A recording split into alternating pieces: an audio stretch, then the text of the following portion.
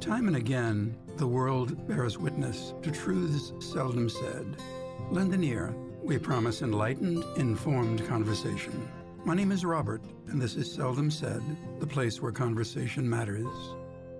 I've been a host for approximately 2 years now. I enjoyed every minute of it. It's different.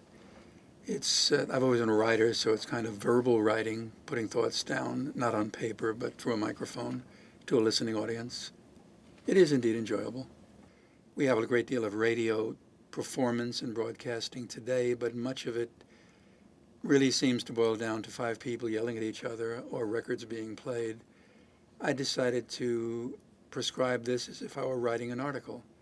Talk to individuals, try to get their inner thoughts, try to paint a picture verbally of who they were, and discuss issues. I don't impose myself on the program. There was mention recently made that according to one report, 81% of the misdemeanor arrestees Harris County, Houston, Texas, were unable to post bail. 40% were never able to post bail. Has it gotten that critical throughout the country? I allow the person to take it where they will. I call the program Seldom Said, because on many occasions there are things that are seldom said that should be said more often. I don't want it to just be entertaining, that it might as well be The Tonight Show. I don't want it to be that way. I want it to be something that people listen to because they're curious and they would not have heard it otherwise. So a while back, we had a Tibetan expatriate, a practicing Lama, who talked about his escape from Tibet, who talked about a friend of his who escaped from the People's Republic. Before that, we've done everything from call overseas to deal with issues at home. I want it to be something that's imperative in people's minds, so when they listen to it, they go to the library, they go on the computer, they check it out. They try to find out what we've been talking about. They try to become activists because everyone should. There has to be a continuum to it. You have to listen to the program, listen to the topic, research the topic for self, and then proceed at your own venue and your own pace.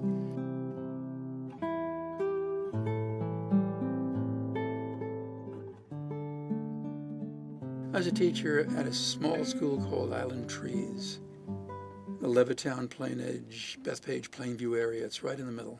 I think to some degree, as with most people, I'm still an educator. It was a stage of my life that I thoroughly enjoyed.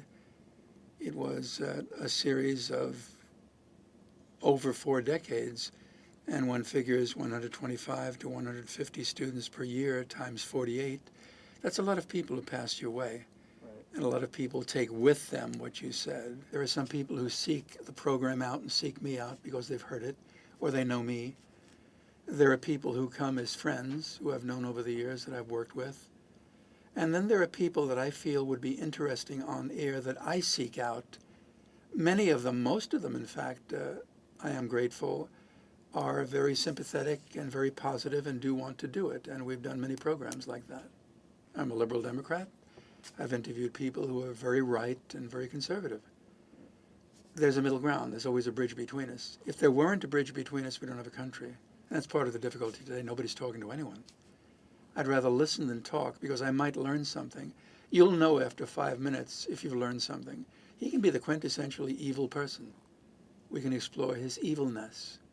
The things that imbued some sort of measure of color in my life were issues that are in the news right now. Race, gender specificity, immigration. Race predominantly, though, because mine was the era of both the Vietnam War and Martin Luther King's civil rights marches and demonstrations.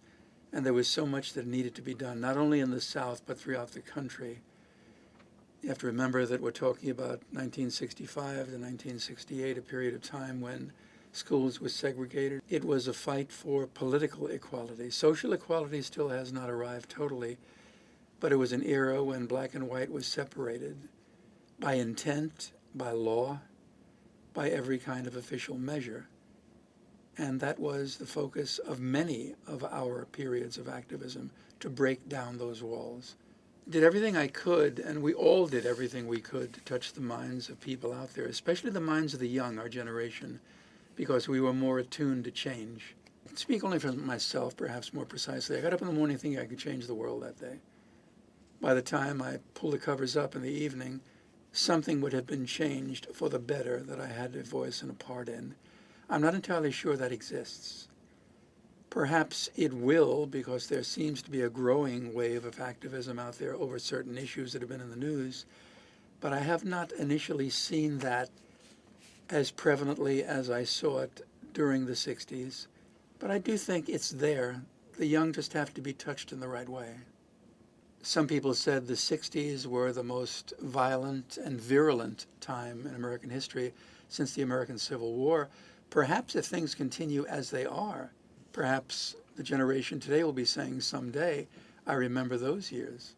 Who is to say, who is to know?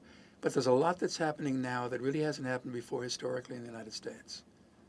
There hasn't been this really adamant dislike for an opposition figure, an opposition position. There are individuals who are just idols I know of mine, Schwerner, Cheney, and Goodman. Easy positions in the North. They went south, and they fought for civil rights, and it cost them their lives. Dr. King, who could have been a politician, could have been an author, could have been a writer, could have been anything, but he stepped out. I admire people who stepped out. I still admire people who do step out, and I like to feel that in my own way, I did that as well and still do. I walked through an AIDS ward. Most of the children on that ward were not going to survive. There was fear of contagion. There was fear of even being exposed to the idea of AIDS. There was fear that the parents had been of some sort of preternatural sexual orientation. It was nonsense. Very few people picked up the child. Some did. Some did. And those who picked up the child, those are the people I want to buy coffee for.